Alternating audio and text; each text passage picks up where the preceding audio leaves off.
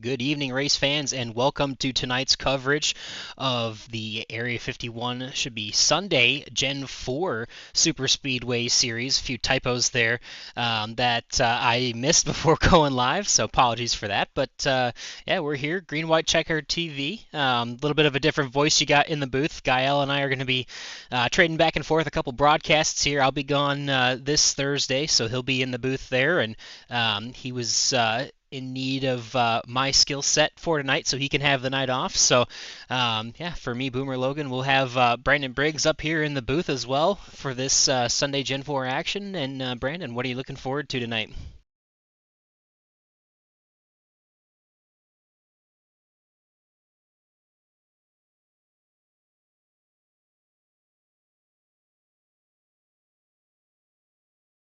Little bit, so everybody's gonna have a brand new race car to drive tonight. Yeah, it should be very fun action here. 75 laps should be the scheduled distance for tonight's race. And yeah, we just saw last week, last Thursday at iRacing Super Speedway. In the truck series, we saw a really great battle there all the way to the end. And yeah, a bit of a mix of green flag and yellow flag action. Had a couple green white checkers actually, and saw some great racing through the field. But we've got a pretty stacked field here tonight. And they are currently qualifying. So they got about a minute left in qualifying before we get to the starting grid there. And yeah, I know. I mean, obviously, iRacing Super Speedway, pretty unique, lots of fun, very fun track. And I don't know about you, Brandon, but it's definitely been exciting for me that not only did iRacing add this back to the service, but also that we race it here in our series.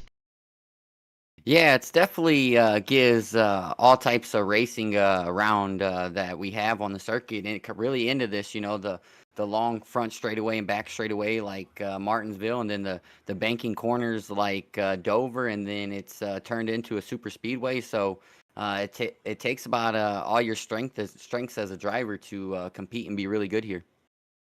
Yeah, absolutely. And I know we'll see it, but it's definitely, I mean, obviously it's a fictitious track. It does not exist anywhere but in the virtual weird world here. Once originally started by a company named Papyrus that eventually became iRacing, and they brought it back. But something fun for the fans, and should be a lot of fun for our drivers. I know we got Jacob Lee Racing in the chat already. If I'm not mistaken, Jacob is crazy enough to listen to the broadcast while he races. So if that's the case, then good to see you again, Jacob, and should be a lot of fun. But looks like we got a couple drivers taken to the grid already. So let's pull up that starting grid and see where everyone is going to start tonight's race. So it looks like we've got Ray Rittenauer the second. He's going to be inside of row number 1 on the pole there. Gabe Butler in the number 88 will be just to his outside for Team Bootnaka Esports. Todd Merkel in the number 2 machine inside of row number 2. And Ryan Decker, one of the contenders for Thursday's night race, he's going to be there in the 4th starting position. Eric Laurie in the 071 Juan Deere machine is going to be inside of row number 3 with Tom Dixon in the 411 to his outside. Joshua Highbaugh is going to be in the 101 machine inside of row number 4 with Kevin Hash in the 03 to his outside. And finishing out the top 10, we've got Mike Allen alongside with Nick Wing in the 28. And Jacob Lee chiming back in. He's going to be starting in the 11th position tonight for Jacob Lee Racing. And Dale Rapp is going to be in the 52 machine just to his outside. Next page of the grid we got here. It'll be Jason Bogart in the 017 for 1776 Motorsports. Zach Perry, teammate to his outside in the 76 machine. Anthony Lane in the 081 and Robert Amaral in the 77 side by side. Then we got Frank Ranger Jr. and Jack Walls lined up together in the 9th row. Top 20 will be Dean Wilkinson and Patrick Groover there, and these are getting into some of the drivers who have elected to not take a qualifying time. So that'll start with Patrick Groover, and then it'll go to his brother there in the 32 inside of row number 11. Dude Conrad as well back there in the 22nd position. Jim Brooks is in the 23rd position, and Bud Steele is to his outside row number 12. and that is your starting grid. So we've got pace lap here, and we'll get to green flag action. 75 laps is the scheduled distance. Before we get going here, Brandon, what's some of your keys to this race, and what are the things you're looking forward to the most? The key to this race is being able to handle the bump in 1 and 3. The first time we was here this season, it was tough. When we were just here in the other series on Thursday, it was tough. So it's really managing that bump, and then what we've had all year is the managing the tires. So pushing up the track as we get through the corners, them tires are really going to start to wear, and the grip's going to fade, and it's going to be the person I believe that can manage the car the longest is going to be able to pull it off here. Yeah, absolutely. I think that's going to be one of the keys for sure.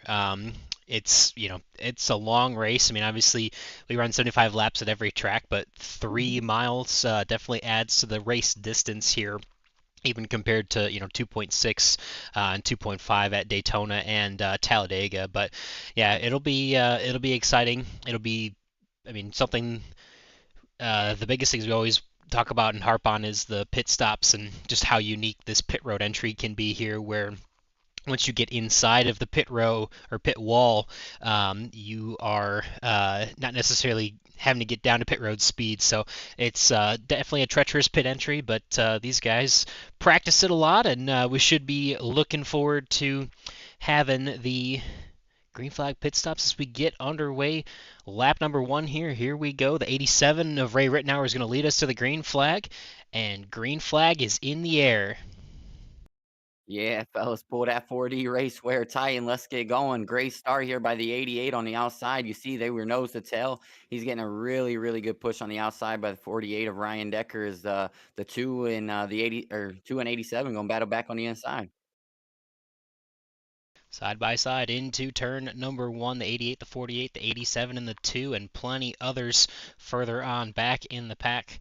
Curious to see if we're going to see any action three wide early on or not. I know we've seen some races where the urgency comes right away, and sometimes we just kind of see them slowly get into the zone and have some fun here. But we got Jacob Lees chiming in and said you may need to refresh paint here and trading paints, so you'll see some white for a second here, and we'll try to get some of those fresh paint schemes back on the screen for you here tonight. Yeah, the guy I'm really interested in is going to be the third guy on the inside as we refresh the paints. The 071 of Eric Lord, he's had a little bit of trouble the start of the season, and it's about that time where Eric breaks through, and he's got a very good starting spot, starting up there in the fifth spot in third row. So that's my driver to watch tonight, the 071. Ooh, we got a wreck Oh, further we on got some. back. Dude, Conrad, and nope, potentially it is the 32, I think, involved. Seth Groover. Yep, he goes around. Dean Wilkinson potentially involved is Dean Wilkinson's got a lot of damage. That's a blown motor, and that could potentially be the end of his night. Hopefully he can get back and get a fast repair taken. That is very early on. Robert Amaral seems to be okay. Beautiful looking paint scheme there for him. Yeah, we'll go back to the point of caution here and see if we can understand what happened here. Yeah, oh, So it's already yeah, go already, ahead. already starting to I develop there. Yeah. Yeah, I think the 32 maybe got in a little bit into the back of the 52 as they were coming out of the corner there. Boom. Yeah, I think so. And you see the action there. We'll rewind it just a little bit. There isn't a solid stopping point for us, so we'll just yeah, go through the corner here, and you see, yeah, the 32 trying to give the 52 a push in the middle of the corner, and the car just kind of gets upset, and it looks like, yeah, he just, man, that's almost a little bit of net code there. I'm really surprised that the 52 spun around as fast as he did with the contact of the 8, and then obviously after that it was just kind of calamity, and the 55 really nowhere to go, gets into the back of the 32, and that's going to be, I think, yeah, I think that's going to be definitely Jim Brooks should be okay, but I think that's going to be for the 55 and the 32 fast repairs for sure. So Yeah, early chaos as we begin. to throw a wrench in everybody's strategy here. And I think that this comes back. We were just a couple laps in, and as I brought up in the pre-race, new setup in these cars. iRacing came out just not too long ago with another big update. So brand new setup in these cars since we've been here, and just trying to get the hang of things. But I think everybody's going to be able to get their cars fixed and stay on the lead lap. Yeah, I think so as well. Definitely unfortunate for Dean Wilkinson to have to take the fast repair early and for Seth Groover.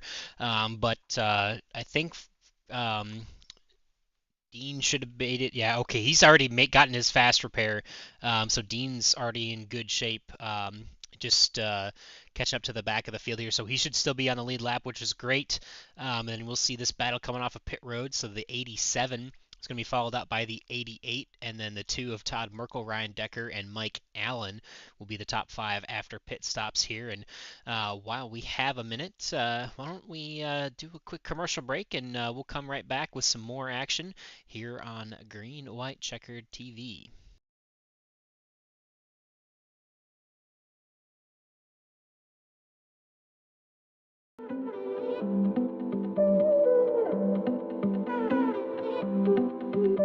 At Scentsy, we love fragrance, how it makes us feel, how it connects us to our deepest memories, how sharing those memories connects us with each other. And as it turns out, there's a lot of people who feel the same way and share Scenty's core values of simplicity, authenticity, and generosity. Our beautiful campus in Meridian, Idaho welcomes employees, consultants, and the community year-round. That's why we've grown from selling just warmers and wax to selling a complete line of products, so you can fill your life with fragrance no matter where your day takes you. Whether it's fun partnerships with beloved brands, innovative, high-performing cleaning products, laundry care that smells as good as it works, or personal care products to create your signature scent, Scentsy products are made to share. Maybe that's why our culture has always felt like family. We call it Scentsy Spirit. It's a feeling of love, acceptance, generosity, and community that we share freely with everyone we meet. And we welcome you to experience it yourself. Like it? Buy the product. Love it? Host a get-together with your friends. Want more? Start your own Scentsy business. You can earn amazing trips around the world and rewards. You can work your business whenever and wherever you want, giving you more time for the things and people that matter most. Ask your Scentsy consultant for more info.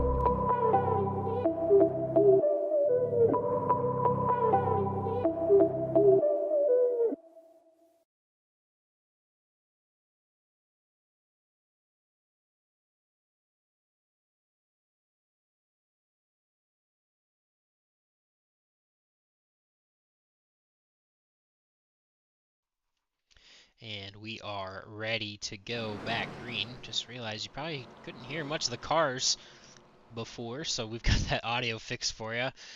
Throwing me off in all kinds of ways with having to run the Sunday night broadcast, but we'll get there eventually. We are paid professionals, even though it doesn't seem like it most of the time, but glad to have everybody on board. Got a couple in the chat. For tonight. Julie Carley looks like she's rooting for Jason Bogart there in the 017 of 1776 Motorsports, and Ray Rittenauer and Gabe Butler, they are right where they started, and Todd Merkel and Ryan Decker are as well in the third and fourth positions. You have to go back to Mike Allen to find a different spot from his starting position, and he's in that number 13, the Good Wrench scheme. Very iconic paint scheme, and we'll see pace truck dip back down onto pit road, and we'll be ready for some more green flag action here, Brandon. Yeah, gonna have a nice restart here with 70 to go. Nice, once again, good restart there by the 88 and 48. Nose to tail, the 87 may struggle from just having a little bit too far of a gap there, but be able to get up to speed once the two catches him. And big race here for the 88. It's uncommon for him to be outside the top 12 in points, but he's sitting in 14th right now. So Gabe looking for a good finish here as the playoffs start to close in. Yeah, absolutely. We're getting closer to that time, and we've only got tonight and 3 more races left before those playoffs get started, and it'll be a good battle all the way to the end. I know we'll be probably taking, I believe it'll be 12, it's either 12 or 16. I know it changes from time to time, but it'll be 12 or 16 in the point standings that will make that playoff field, and we'll be competing for the championship over the final 4 races of the season. And it's definitely, I mean, it doesn't seem like a lot, but I mean, 4 races where, I mean, some of these guys are going to be in really good positions. You almost have to be perfect for 4 straight races, and it is not an easy thing to do. And these championships are definitely not an easy thing to win, for sure, Brandon. No, they're not. We've had some great turnouts here on Sunday nights, and one DNF. Especially if it's an early DNF. That can cost you upwards of 25 to 30 points. Just depending on how it lands and how it falls, and so gotta take care of the race car here at a track, especially like iRacing Superspeedway. And I think we're starting to see some guys start to say, all right, let's relax and let's ride around as the back, as we're seeing the groovers start to get formed up back there in the back. Yeah, we are still 2x2 for pretty much most of the field here. But yeah, definitely kind of quiet, not a lot of urgency right now. You see, it looks like Gabe Butler's actually going to get to the lead ahead of Ray Rittenauer, and he's going to drop down to lead that inside lane there. And an update for Jacob Lee. Obviously, I know you got some paints, and I'm assuming especially yours may not be updated, but we did re-download paints from Trading Paints twice and refresh twice. So unfortunately, that's what we have for tonight. So apologies for that, but looks like most of the schemes are updated there, but I know Gael's been having some issues with trading paints on his end as well, so apologies for that. And if there is a scheme that's not loading, we do apologize for that. At this point, that's beyond our control. But yeah, we're working on lap number 9 now. Gabe Butler has taken over that lead. He is inside of, or on the inside, first in row number 1 there. Pretty much not really too many people contending in that outside lane right now. It's about a 3-car breakaway in the inside lane, but the 071's got a big push to the back of the 48 coming down the backstretch here. Yeah, the first time we came here, it was about the same scenario. That outside line really had to stay nose to tail, and as you see on the inside row, they're not too close, but there's not very big gaps. So the outside line, once that gets tightened up, and I think it's just early racing, and there's no reason to push it, or what are you going to get from leading lap 12, and the guys are just riding, seeing how this setup is going to fit for their cars, and start to eventually worry about getting to pit road and making sure everything on the black box is where it needs to be. Is we got a groover in that 3rd row.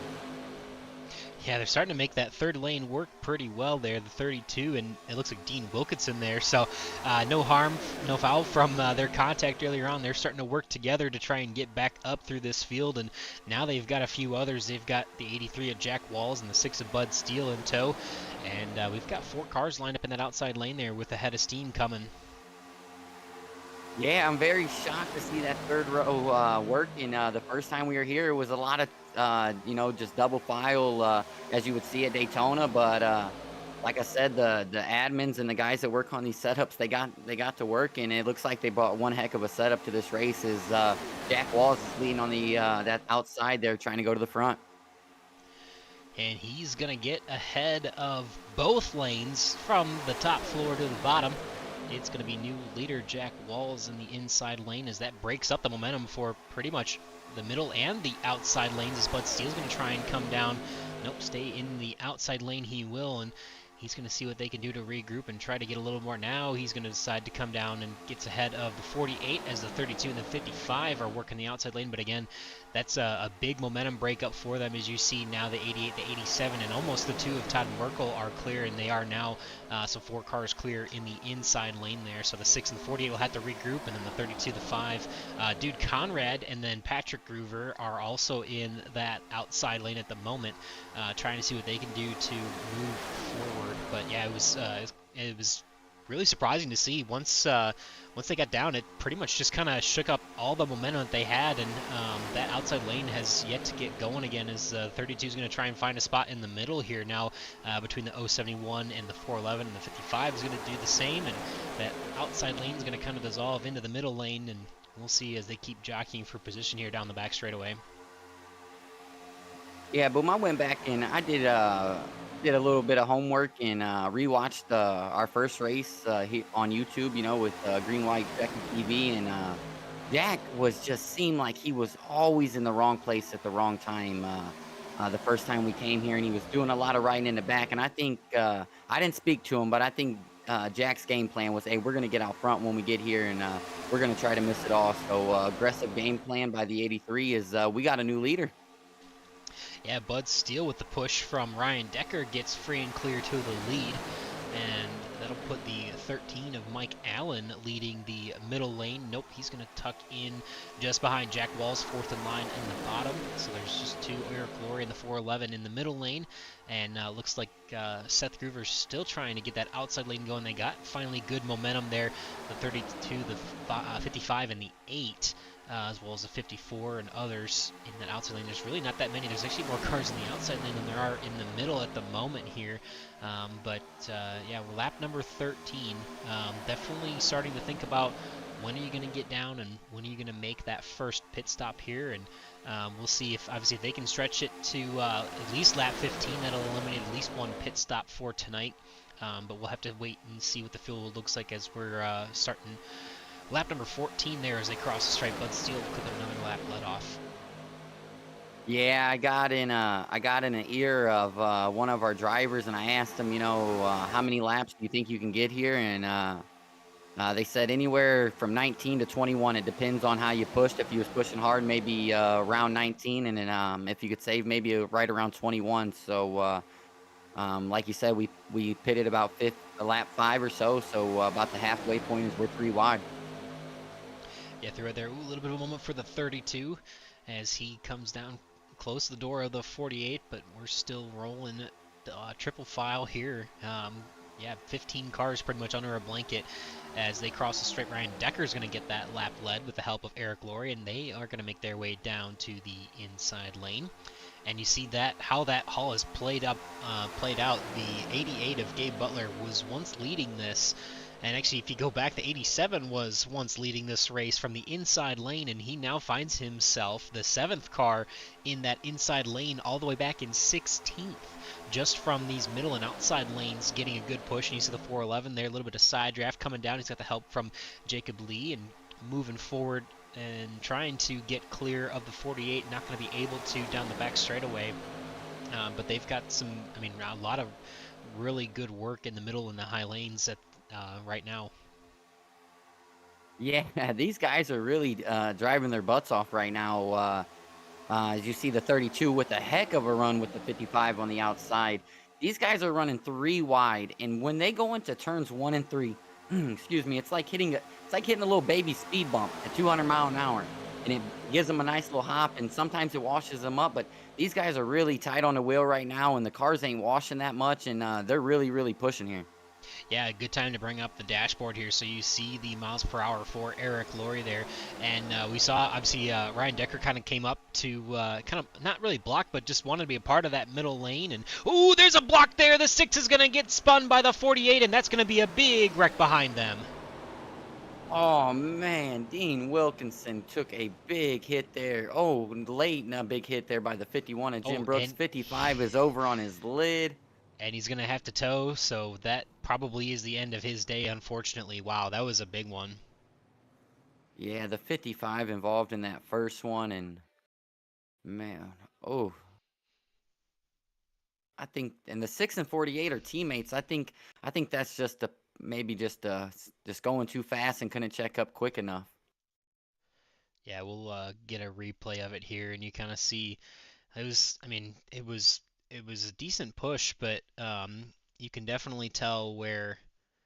Here we go, better angle here for the 6 of Bud Steele, and yeah, he just gets hooked on that corner there, and unfortunately, just sends him up there, and that's gonna be probably a faster pair. Man, the 32 and the 55, big impacts for both those cars. It's possible that those guys are both done for the night. Yeah, I just hate to see that. Dude Conrad, big hit with the 55 there.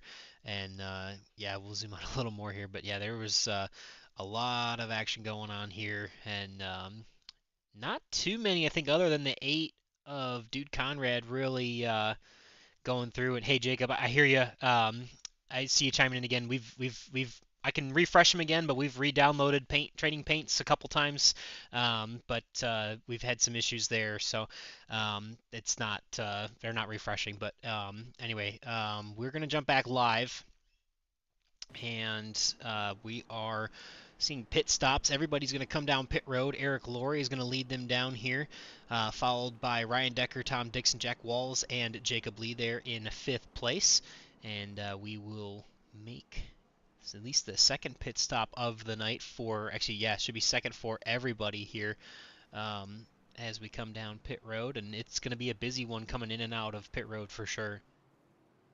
Yeah, gonna get the 071, gonna win the battle off pit road here, followed by the 83. So once again, Eric Laurie, the guy I mentioned, I just had a good feeling about coming into tonight, and he finds himself right back up front, and so far so good, and missing the action, as you should say. Yeah, definitely. I mean, a good pick, good early pick, and who knows, maybe I'll make one here soon enough. But I mean, there's a lot of good action, and Eric is definitely putting himself in the right place right now, and it's definitely, yeah. I mean, he's gonna come out ahead of Jack Walls, Jacob Lee, couple up 2 spots on the pit stop there, Jacob, and Todd Merkel and Kevin Hash are gonna be your top 5, and we are, yeah. Gives us an opportunity to take another commercial break. So we heard from Sensi last time, so this time we'll hear from Whiplash Simcams, and we will be right back.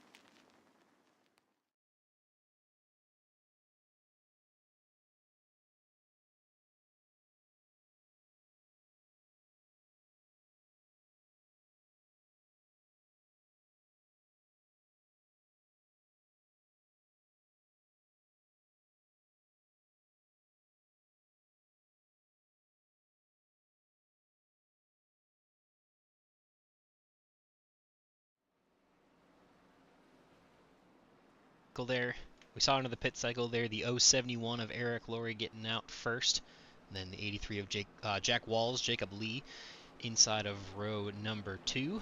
Todd Merkel there has had a good night in the top 5 so far. Kevin Hash joins top 5 in the 03. Ryan Decker, Ray Rittenauer, Tom Dixon, Zach Perry, and Mike Allen, your top 5 at the moment. And we'll be getting ready to go back green in just a second here.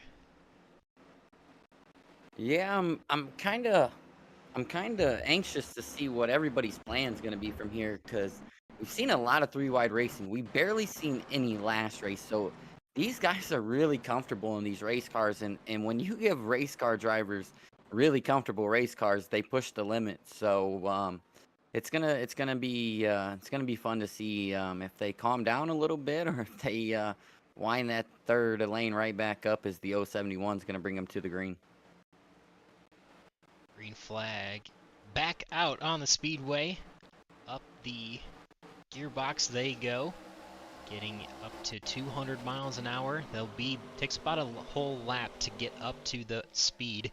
but definitely still a lot that can happen. And you see the timing of, I mean, both lanes in really good shape there. Pretty much everybody connected all the way through the top 5, or sorry, 5 in each lane, so the top 10. But that was a really good restart, especially for that outside lane, the 83, the 2. And they got 5 cars really well organized, and you see a little bit of momentum there coming down the back straightaway. We've definitely seen that high lane, or the middle lane and the high lane, working pretty well so far, and it seems like they're pretty much able to pretty easily cycle another car back to the inside, and Jack Walls is going to do that there. And we'll see how many cars are going to be able to pass around the leader. It almost seems like it may be more advantageous. Obviously, everybody just wants to get to that lead in the inside lane and stay there, but I'm curious. I know we saw Ryan Decker actually move up from the bottom lane to try to get to the middle before our last caution, and we're curious to see if people are going to try and stick in that middle lane, knowing that that seems to be where you want to be at the moment, or people are just going to keep cycling down to the bottom lane to lead the race from there. Yeah, you got to take notes while you're racing, and if you're listening, the 48 is 3 for 3 on restarts. I watched him on that restart. He was right at the back of him, and then as we were that caution, as you can see, he was giving Bud really, really great pushes until something happened. But what I've seen is the 48 can push at this racetrack, and everybody that's been in front of him has went to the lead. So keep an eye on the 48, and if you want a partner at the end, that's somebody I'd be looking for. Yeah, he's got a couple teammates up there. Obviously, Bud Steele's back up there after that incident, and then Jack Walls leading that inside lane. But man, look at the run that the outside lane has. The 13 and the 76 are going to get clear all the way to the lead from that. That's going to break up the outside quite a bit. Joshua Highbaugh's stuck back there with the 017 of Jason Bogart. They're trying to make a move there, but that outside lane is kind of fizzled out for now, at least, as Mike Allen and Ryan Decker, Mike Allen and Zach Perry took that huge run, and then we got another run coming down the back straightaway for the 32 and the 54 as they're trying to make their way up to the front. Yeah, I think what it is that the action came in the back, happened in the back, for the most part, and or normally in the middle of the storm, and I think the guys just saying, hey, we don't want to be back there, we want to get up front, and it's very tight racing there. That third lane definitely got a little bit of pinched as they was coming down the front there, but that's 3 wide racing. Yeah, definitely. I mean, it's a tough track to begin with, and these guys are running, speed of 200 miles an hour. And I know, obviously, this is a virtual world. It's not a real race car, but I can tell you what you are seeing on screen is very realistic, and it comes at such a high rate of speed that you do not have a lot of time to, make those reactions and try to, make a move or make a block, or it's definitely, it's very tight racing, especially when even at this track, 3 wide can be, obviously there's space for it, but just the nature, a little bit of a moment there for the 101, but yeah, the nature of how aggressive the banking is, sometimes it's tough to get in and out of the corners here. Yeah, not only that, but when you're in the seat, it's just like you're in a race car. You can only see the car in front of you. You can't see nothing really that's happening in the line ahead of you. You're just hoping the guy in front of you's paying attention. And then one of a new model I really noticed today was iRacing really affected the sun and the glare. So it's little things just like that you have to deal with in real life that these guys go through, and can just add a little bit of make sure who's on their game. Yeah, absolutely. And obviously, we're going to highlight Zach Perry for a moment, especially the paint scheme.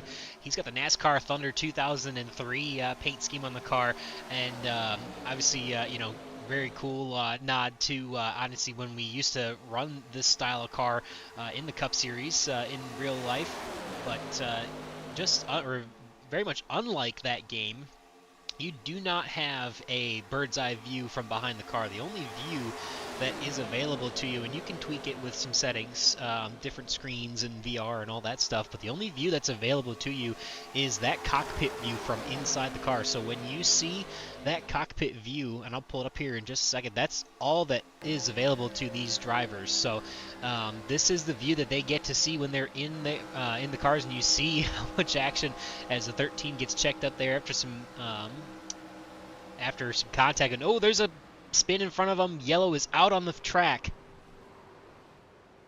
Ooh, were we just on? What good driving by whoever in-car cam we just had.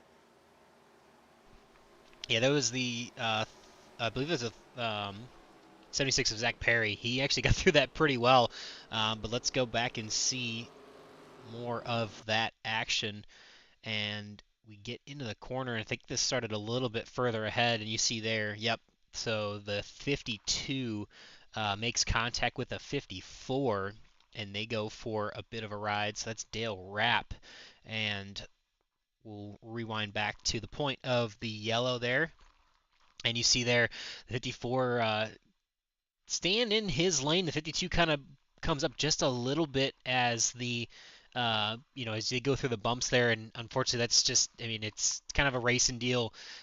Two guys are going for the same position, and you can't really occupy the same space with two cars. So that triggers a big incident. The 54, man, the 76 just barely getting through there.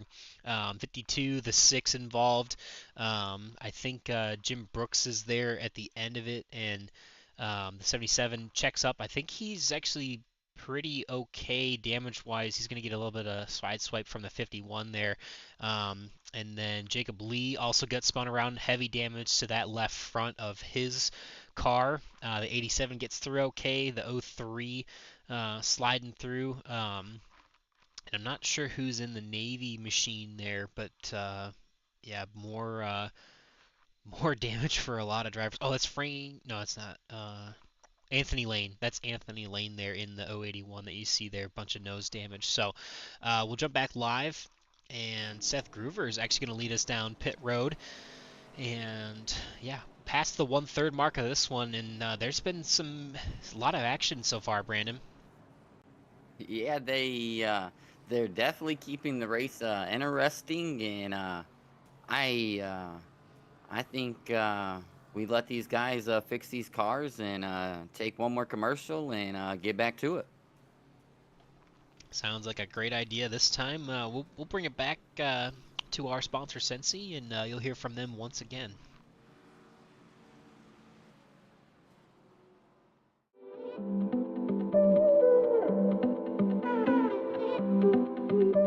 At Sensi, we love fragrance, how it makes us feel, how it connects us to our deepest memories, how sharing those memories connects us with each other. And as it turns out, there's a lot of people who feel the same way and share Sensi's core values of simplicity, authenticity, and generosity. Our beautiful campus in Meridian, Idaho welcomes employees, consultants, and the community year-round. That's why we've grown from selling just warmers and wax to selling a complete line of products, so you can fill your life with fragrance no matter where your day takes you. Whether it's fun partnerships with beloved brands, innovative, high-performing cleaning products, laundry care that smells as good as it works, or personal care products to create your signature scent, Sensi products are made to share. Maybe that's why our culture has always felt like family. We call it Sensi Spirit. It's a feeling of love, acceptance, generosity, and community that we share freely with everyone we meet. And we welcome you to experience it yourself. Like it? Buy the product. Love it? Host a get-together with your friends. Want more? Start your own Sensi business. You can earn amazing trips around the world and rewards. You can work your business whenever and wherever you want, giving you more time for the things and people that matter most. Ask your Sensi consultant for more info.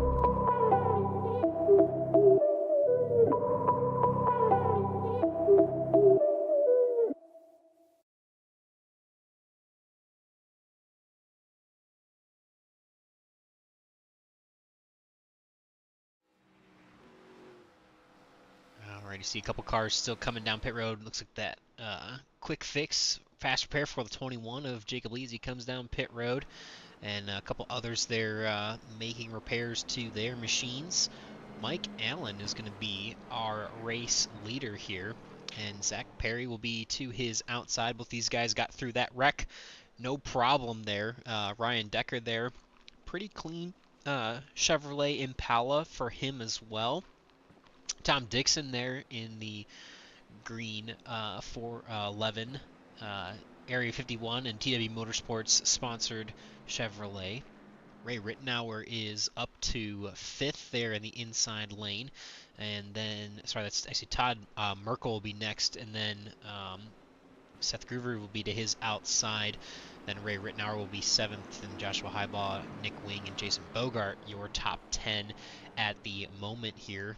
And Mike Allen is going to be getting ready to get us back underway, and we will be restarting for the 3rd time tonight and trying to see if we can get some more laps under green before we get any further, and maybe even try to have a green flag pit cycle here. But we are back underway.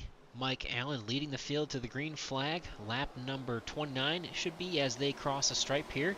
And we are getting well into this race, almost starting to approach the halfway mark. Yeah, I think everybody got your memo. Boom, they went the single file immediately.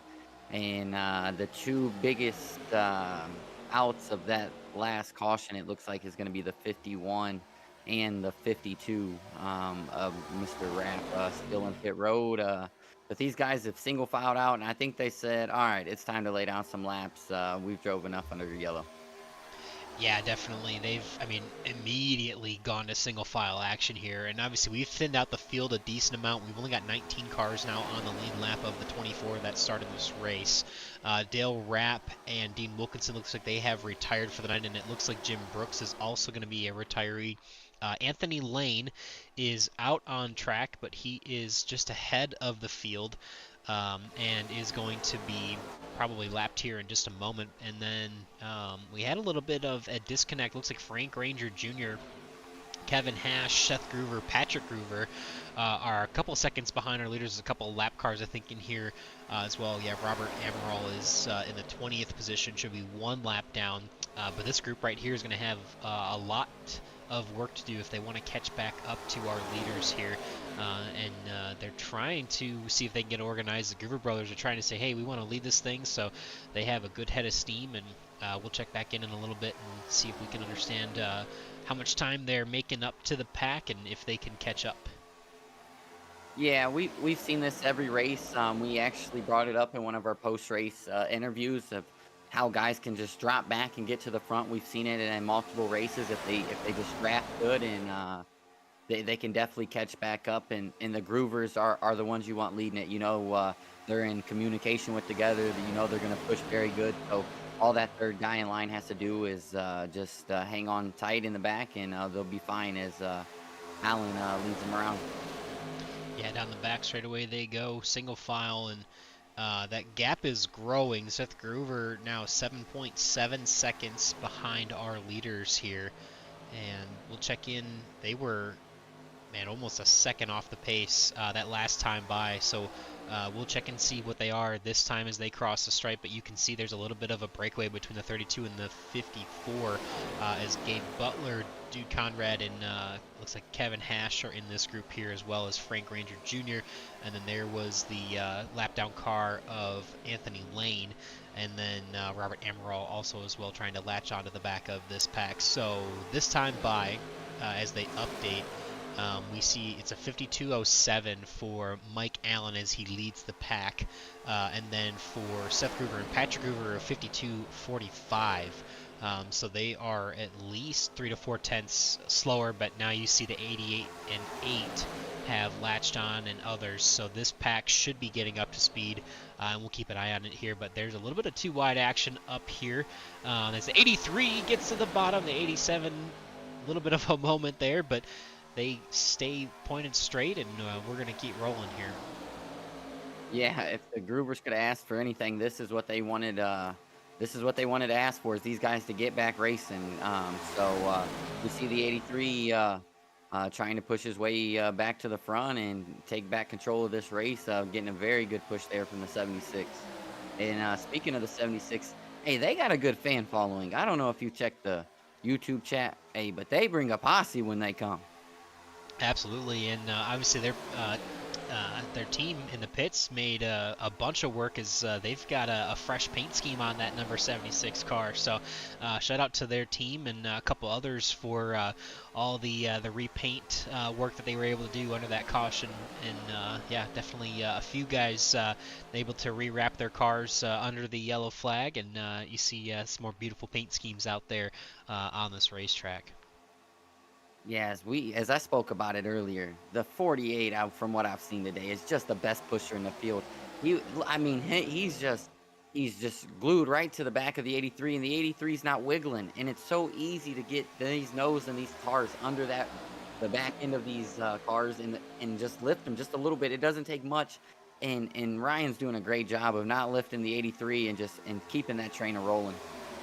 Yeah, I mean, these cars they're definitely a lot harder to drive than the current generation of Cup Series cars, and I mean, obviously, this is nostalgia for me because this is in the bread and butter of, I mean, some of the, you could call it some of the best days in NASCAR, at least when the team or the sport was at its its peak, for viewership and fans at the racetrack and all sorts of good stuff. But these cars are definitely a fairly iconic generation of NASCAR Cup cars, and they're fun to see. But yeah, you definitely have some issues with the noses lining up on these. I know iRacing is working on re-releasing this generation of car with multiple manufacturers, so we'll have, obviously, you've got some paint schemes, like you've got a Ford Mustang there for the 6 of Bud Steele, and a couple Toyotas, I believe, further on back of the field, of Ford Taurus for Nick Wing, but the body is still,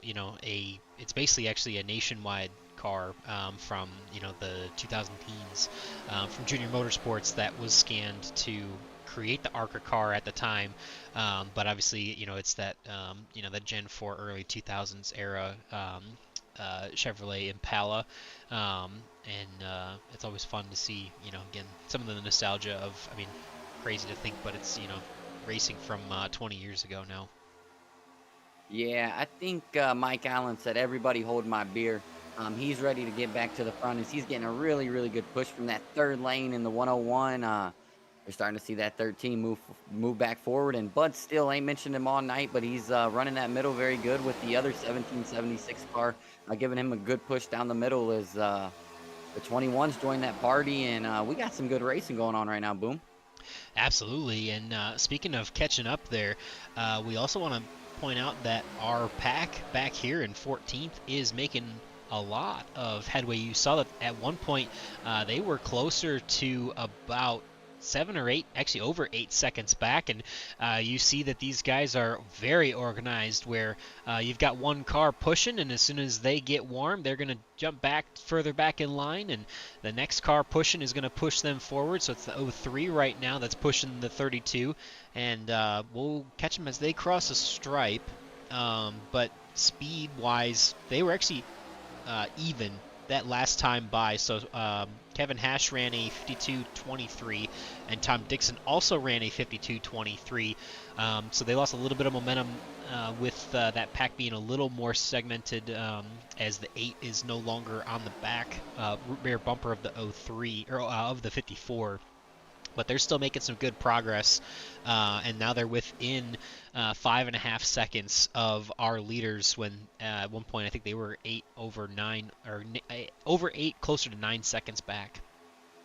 Yeah, and this is what the Groovers wanted to see. These guys spreading out, jumping lanes, moving all around. It starts to slow the pack up. It makes people check up. It slows down their runs. And so basically what they're doing is, as we've seen in the first race, a couple guys, it's easy to blow your engine if you're not paying attention. But what they're doing is they're running the guy in front of them. They're not letting off. They're running it all the way until it's about to blow up, and then they just switch driver, and the next guy comes right up in line, and they continue that trail. So that's very good communication back there by the 32 and the 54 and the 03 and the 8. That takes a lot of talent to do that and not run the guy over or blow the engine and take everybody out, because one blown engine, most of those guys back there have already had damage, so it ends their whole night. So very good driving by those guys back there, and Yeah, Tom absolutely. Dixon has made his way to the front. Tom Dixon there leading the inside lane, and as you mentioned it, they gained over a second on the leaders that last time by, and as we cross a stripe, they gained another second that last lap. As you mentioned there, some of the disorganization for, or at least the too wide racing and people trying to move different lanes as the 411 gets down to the bottom, that is definitely helping this pack catch back up, and now you can see them in the same camera view. And yeah, there's the 32 coming strong, and they've gained 2 seconds in the last 2 laps, and then some, trying to get back up to this lead here. Yeah, yeah, and that's really the last group you want to see catch back up to you, because when it comes down to it, they're pushing good. They got a good group, and it's like, man, we just broke away from these guys. Less guys we got to worry about. So it's about to be back to that full pack, and I think. Knock on wood, but I think, Boom, we're going to get ready to do our first round of pit stops here before long. Yeah, we are about 15 laps, about 14 laps since everyone pit last, so probably, I think it's 12 laps or so under green flag action, so getting close to it. The second pack has just about all but caught this group now, as they are 2.5 seconds back, and once you get to within about 1.5 seconds or so, when they are too wide in front of you, you should be able to grab that draft, and they're going to have a head of steam. But for now, it's a couple teammates, actually, the 1776 drivers in the outside lane there working together, and then they helped Jacob Lee get to the lead in the inside lane. And they are now really controlling this race here, trying to see if they can get those two 1776 Motorsports teammates up to the lead, and working with Jacob Lee Racing tonight. So they got a pretty good showing there, strong at the front of the field right now. Yeah, very good run, and I think everybody caught word that those guys were coming, and hey, we got to link up, and not only that, but pit stops are in the back. Are coming right around the corner also, so it's time to get organized and get with who you trust. Is Mike Allen's a Lone Ranger out there on the outside. It's going to be interesting as we go 4 wide. Ooh. Lots of action there at the front. Very good racing here. Oh, little bobble there. Oh, I thought we was gonna have another one there. Good driving by the 411, as the 83 is gonna give the 21 a big push. Yeah, definitely a big moment there, as the second pack has caught up to our leaders here. So the 32 and the 54, they're trying to make the third lane happen here, and yeah, definitely, good action so far, and perfect timing for that second pack to catch up. And the 32 and 54, with the run that they have, they're trying to get clear of the lead. It looks like they're going to be able to at least get Seth clear, and Patrick will have to stay in that middle lane. So right now it's the Groover brothers, and then a move from Jacob Lee comes to the bottom there, gets the inside of the 32, puts the Groover brothers back together, and puts Jacob back to the lead in the inside lane. That separates 2 of the 1776 cars, but they are probably, like we said, getting ready to think about coming down pit road here for green flag pit stop. So everyone's going to have to find a hole in the bottom lane, or make a hole and try to find a way to pit from that inside lane, because obviously you can't pit with a car inside of you. So there's 5 cars in the second lane here, and you're either going to have to get ahead of the leaders, and it looks like the 54 and the 32 are... Oh! Patrick Groover blows up from pushing the 32, and he's going to fall back. You mentioned that earlier. That was something, Brandon, that can definitely happen, and unfortunately the 54 just gets too hot, and he's going to blow a motor here, and he's going to have to come down pit road and get a fast repair.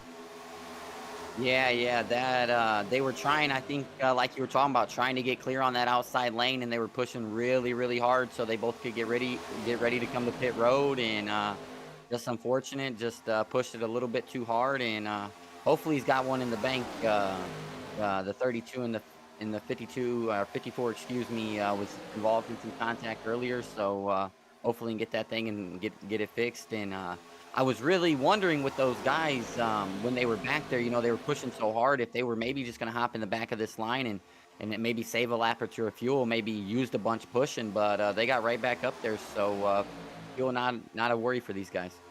Yeah, definitely, and it's unfortunate because the 54 was just clear of the lead, and the 32 and the 54 were only going to be able to jump down in front of the 21 in that inside lane, and unfortunately for the 54, I think that is going to end his night here as we got a couple takers down pit road.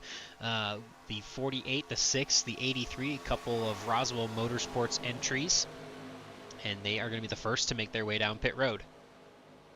Yeah, good group here, and we've seen this a lot on Thursday, and over the last couple weeks here with the new season starting, is it's been a lot of teammate pitting. It's not been the big groups, and we've kept it pretty clean. So everybody's sticking to the teammate strategy, and let's see how it pays off here for the first team coming in.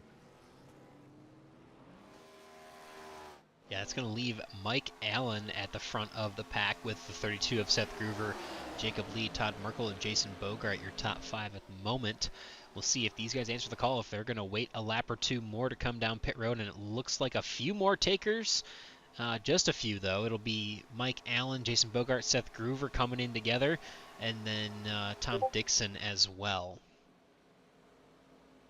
Yeah, a good group here, and I think it's shocking to see the teammates split up here, but I think these were I think Seth had used about all his fuel fuel up catching back up. Is the 21 and Jacob Lee is going to lead this pack out here with Todd Merkel and Harry and Nick Wing.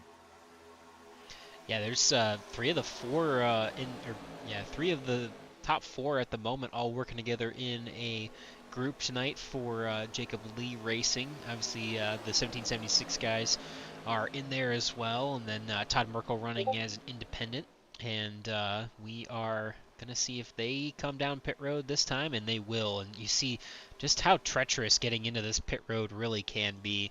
It's so tough, and the pit road speed doesn't start till there as Jacob crosses the yellow cone line, and you can really maximize at entry, but you can also make some big mistakes coming down that pit entry there. So that's going to leave Ray Rittenauer and Kevin Hash to their lonesome working together as they lead this field. Hopefully, well, at least thankfully they'll have draft, which will help, but they may lose a little bit of time to some of the others groups that have pit, just from the fact that they do not have, usually it takes 3 or 4 or more cars to really get the most of, or as much speed as they can out of these cars, and they're going to probably try to make their way down pit road. Looks like this time, there we go. Oh, there's a moment there for the 87, and wow, what a save. You are not lying. I thought we were going to have a caution, and that was a really, really good drive in there by the 87. And yeah, boom, you really nailed it on them guys coming, just the 2 of them. They definitely going to have to nail the exit of pit road is Jacob Lee and Todd Merkel, and these guys coming out of pit road now and getting up to speed. I don't like the gap there that they build. I like it a little tighter like we're seeing here out of the 83 and the 48. They're probably making the most time here, and they'll get to the front. Yeah, you can see obviously they pit a couple laps ago, so they're already fully back up to speed. The 48, the 83, and the 6 working together, and they are quickly approaching the 21, the 2, the 76, and the 28. And yeah, there's that big difference in speed that you can see from taking almost an entire lap to actually get all the way up to again that full race pace. And you'll see Jacob Lee back up to 198, so almost an entire lap just to get all the way back up to full speed, and that will leave Ryan Decker, the 83 of Jack Walls, and the 6 of Bud Steele the ability to try and get to their outside, and we'll have about a 9-car breakaway here back to Nick Wing. Eric Laurie is 2.5 seconds off of this pack, but he's got Gabe Butler and Dude Conrad in tow, and they should be able to catch up no problem. And then Seth Groover, Jason Bogart, and Tom Dixon in this group here together. And then you see Mike Allen comes out by himself. Unfortunately, no drafting help. He was the only person that took 4 tires on that last pit stop, and you can see some of the speed differences. He comes through 3 and 4 at 188 miles an hour by himself. Frank Ranger Jr. at about the same pace there, as he is just off the tail of Mike Allen. And then further on back, a couple lap cars. Joshua Highbaugh, and I think that's the 101 of I'm sorry, that's the 101 of Joshua Highbaugh and the 77 of Robert Amaral.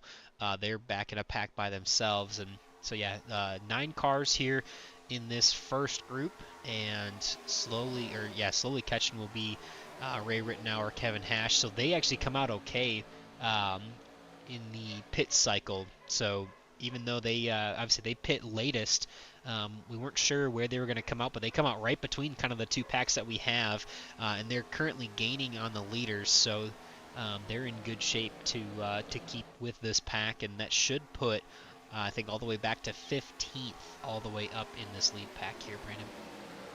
Yeah, and with I want to give a shout out to Roswell. You know, those guys have been on it every race this year, and not just here, but Thursday and Sunday they've really been on it, and you can see how much the teamwork and having good chemistry pays off for those guys. Is they pit the same way, they come together, they nail it, they execute it, and man, it's just so valuable to have a good team at tracks like this. And I just want to give those guys a shout out, man, because they just every time in pit road, it seems like they're the first group to pit. They get on, and it's just them, and they get the clean exits, and they get right back up front, and they do what they need to do to finish these races. As they've had a pretty good start to the season. Yeah, absolutely. There's a couple groups of teams here that are all working together. Obviously, some of the Roswell Motorsports guys, and we've also mentioned the Jacob Lee Racing guys, and 1776. Those guys are working together.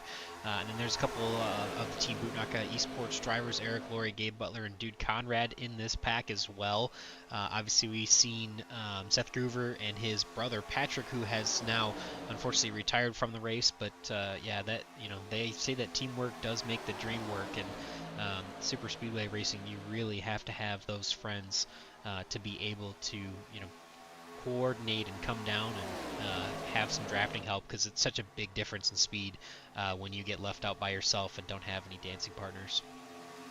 Well, it's just like earlier we had the incident with Ryan Decker and Bud Steele with the pushing, and you can see Bud Steele's right back in front of him, so he knows that it was just pushing at a super speedway, and he still got 100% trust in Decker to push him. So, and as we brought up earlier, that's the guy you want pushing you. He's got a really fast race car, and he pushes really good. But Todd's got some help on that outside line. The 32 is going to try to get him to the front. Yeah, and I will say for Ryan, I've done the exact same thing to a teammate in Super Speedway racing before, where I pushed him out and then got just to his inside or just to his outside, and unfortunately hooked his rear bumper. So it's definitely something that's easy to do, and no harm, no foul, as the 32 is going to get down to the inside lane, but that's going to leave Todd Merkel out by his lonesome. He's got the 411 there further on back, but they're not going to be connected enough soon enough, and the 2 actually finds a hole in the inside lane. So that puts pretty much everybody here in the top 15 single file, except for Tom Dixon and maybe 1 or 2 others further back now. Pretty much everyone's single file there. So yeah, 23 laps to go, and Caitlin mentioned it, that Ryan feels so bad for it. It's a part of racing, and it happens. I mean, obviously, we saw a couple incidents where the 54, the 52 trying not to get together and just racing deals, and it does suck more when it is a teammate. I will say that, when especially when you potentially end a teammate's night from a mistake. That's it's definitely tougher, because obviously you all want to work together to do better and not be a detriment to each other. But no harm, no foul for Ryan there for sure. Yeah, it's gonna happen when you're in a group like that, and you guys are pushing hard. It's just the way the cookie crumbles. Sometime you wipe it off and you get right back up on the horse. You start riding again, and we're starting to single file out. So we're getting ready to come. We know we got one pit stop to go, and we've been green here now for a little bit. Boom. Do you take the short pit, just throw a little bit of fuel in it, or do you think in your mind we might have a caution at the end? The last time we were here, we had 3 cautions with less than 5 to go. Do you pit early and hope we stay green, or do you drive it out? I mean, I've always kind of been in the wait it out and go as long as you can, stretch the fuel mileage as much as you can kind of mindset. I mean, Obviously, if a yellow were to come out, that could trap you a lap down, or other craziness that could happen. But I mean, I think the safest play is typically trying to run it long. Um, Now, and we've also said that a lot for Superspeedway racing, just because the later you go, the less fuel that you're going to have to put in the car to make it to the end of the race, and you have to maybe consider see if there's any bit you want to throw in for if there's any late race cautions or anything like that. But for me, I typically like to run that gas tank dry, put the least amount of fuel in it at the end to get to the distance. But yeah, we're gonna see what they're gonna do. I mean, we're really only probably 3 laps before I think everybody, 2 or 3 laps before everybody can make it the rest of the way, and we'll be 20 to go as Jack Walls leads us across the stripe that time. Yeah, the very good input there. I always thought I was, let's try to make the shortest, bit of stop and let's get in and out. And I always seemed like most of the time I didn't take your strategy and I got burned. So I think the group to watch though is the guys we just talked about, with the nail in pit road and very very big push there behind from the 48. He just woke Ryan Decker up a little bit, make sure he ain't sleeping with 20 to go. So you got to nail this pit stop. You got to execute it in your communication. Ooh, Oh, we got a yellow. we do have a yellow. Further Oh, on back, not sure where that came from. Um, Trying to find where that started. We'll take it back to the point of the yellow flag at least. We see Nick Wing enters pit lane, and oh, this might have been it here. Yep, there it is. So it's the 411 as they entered 3. And that was just out of shot of the cameras at the time, but unfortunately the 411, and oh, big hit, teammates there. I can't tell if that is Zach Perry or no, that's Jason Bogart. That got hit there in the 17. That was a big hit for him, and that's going to be a lot of damage. Hopefully, yeah, you see the 411. Tom Dixon just kind of gets low, kind of comes up, hits the apron, and unfortunately tags the 17 around. Not a lot of damage for the 411. Thankfully, wow, what wreck avoidance for the 21 there. And then you see the 28 just unfortunately getting into it there, and doesn't. Yeah, that's a ton of nose damage for the 28. And I think that's all that was really involved. The 411 and the 17 making that initial contact, and then the 28 getting in there late. And yeah, that's kind of a quick little incident, but going to be a lot of damage for a couple cars there. yeah. And the last couple laps, worrying about pit strategy, just throw it right out the window. That was just a Yep. waste of time. And I appreciate the drivers just making us talk for no reason. So just appreciate you guys. But fun stat, we're gonna have 19 to go when they come to pit road. They average 19 to 21. So this ought to make the end of the race interesting. So gave us something new to talk about. And you taking 4 tires or 2 tires here for track position? Oh, I'm taking 4 tires. Obviously, it's not going to matter too much, but I'm definitely taking 4 tires because we have the opportunity. I mean, there's enough time that you can not have to pit for tires for the rest of the race. Obviously, you don't have to for fuel either.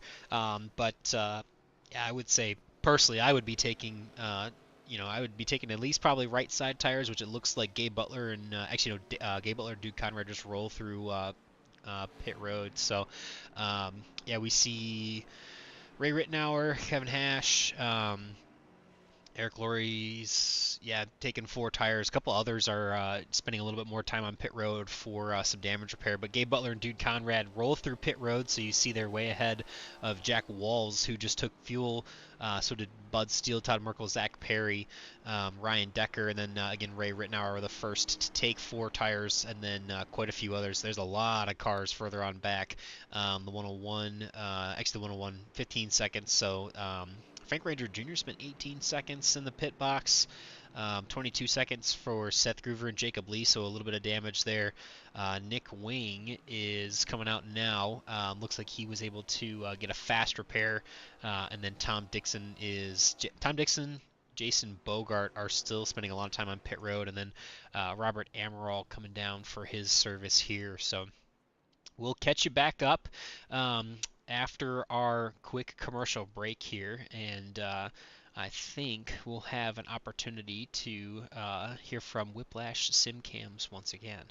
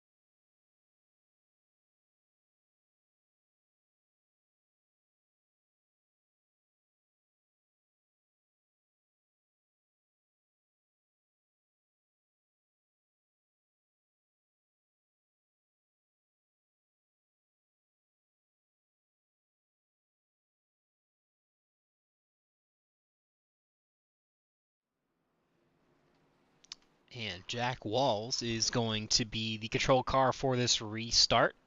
Pace truck will be diving onto pit road in just a moment here. It'll be 17 laps to go, 16 as they cross the stripe to the end of the scheduled distance for tonight's race. Jack Walls, Bud Steele, Todd Merkel, Zach Perry, Ryan Decker, away we go for the fourth restart of the night.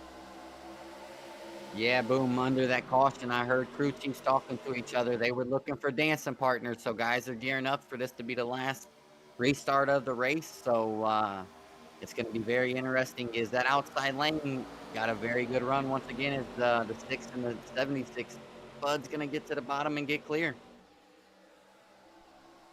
There he goes. It's going to be clear and ahead of a teammate. Might have been a planned move there as they are working together in the chat, and then you see, looks like, Ray Rittenauer pushing the 76 of Zach Perry out to the lead now. We haven't seen Ray up at the front for a little while, and he's making his way back up here. The 32 and the 101 working together in the high lane as they get a little disconnected. They're going into the corner, and the inside lane surges ahead. But yeah, big move for the 87 to get back up into this pack here, and he's got Mike Allen behind him, the 77 just ahead of him, and they are pretty much pushing like crazy at this point because it's 15 laps to go, and everyone's got a race to win here. Yeah, they're definitely playing snake down the front stretch. Everybody's just warming right around. So, man, it's getting ramped up very, very quickly. Even though we got 15 to go, these guys are trying to get to where they need to be and get in position. And the 32 is out there. He lost his teammate earlier, so he's gonna be looking for a dancing partner.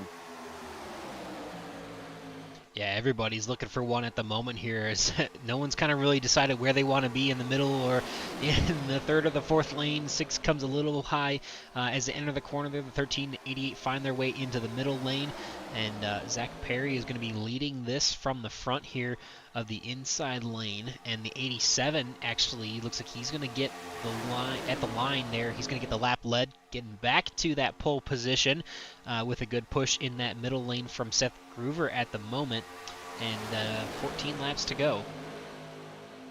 Yeah, dude, Conrad trying to get some help out there on the outside lane. They're trying to get that run rolling up there with the 071, and but the 32 and the 87 doing a great job in that middle lane of keeping it straight and keeping those guys out front. Gabe's going to make it 3 wide as we go into the corner. Oh, man, that's so tight. A good move for the 88. He's going to be pushing the 87 now as they head into the corner. And that kind of loses a little bit of momentum there for the 32 and the 13. The 76 still continuing to lead from the bottom, and it doesn't seem like there's as much energy or momentum from that middle or top lane as there were. Obviously, we've seen a lot of those drivers kind of going, shooting for gaps and not really just pushing the car ahead of them. So we'll see if that changes, as it looks like the 87 inches ahead into turns 1 and 2. We'll see if they can get ahead and clear enough of the 76 to jump to the bottom, or if they're going to stay in that middle lane here. And I think we're kind of at that point where you may see more drivers stick to the middle or the top lanes and not just try to cycle there to the bottom. And you see the 87 and the 88 are doing just that as they continue through the middle of the corner there, just sticking with that middle lane, even though I think both of them may have had an opportunity to get down. But yeah, so we'll see kind of, you got to time it at the line is obviously where it counts. So the run off the top side, the 87 continues to lead laps here from this middle lane, and we'll see if anything else changes. Does anybody have more in the outside lane? The 21 and the 32 are there, but there's just not enough energy at the moment. Does anybody else have anything for this middle lane at the moment? I don't think so, and that's I don't blame the 87. Oh, is maybe he's gonna get down now. I would have stayed up there. You got one of the best guys behind you when it comes to Superspeedway, and you got the best pusher of the day so far in the 48 behind him. As you can see, those guys get right by online, and they're going so fast. 411 almost cleared also. So the 88 is now out front, and the 48 is a great pusher. So you gotta team up on these guys. 11 at the stripe. The 88 will lead this lap. The 48 there, the 32 now with a head of steam with the 411 as they break real high and jump up that middle lane just a little bit there, but they're going to try and see what they can do to get out ahead of this one. And now the 76 goes from leading the inside lane to fourth car in the inside lane, and it can happen so quickly.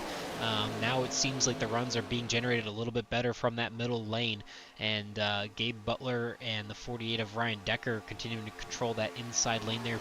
Big side draft as the 32 and the 411 get real close to that inside lane. You'll see a little bit of snaking as they move left to right and in and out of the bumps coming onto the front stretch and back stretch, and you can, visually you can kind of see how big of a movement that is. But Gabe Butler is going to come back around and click off another lap led just before Seth Groover gets past, and he is working in the high lane with the 411 of Tom Dixon.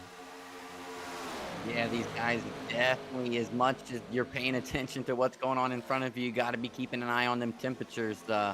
We've seen it already tonight. The car get hot and take an engine, so you got to be on your toes as you're trying to figure out how to keep your lane going and stay up front. And so awareness has to be on 100 right now.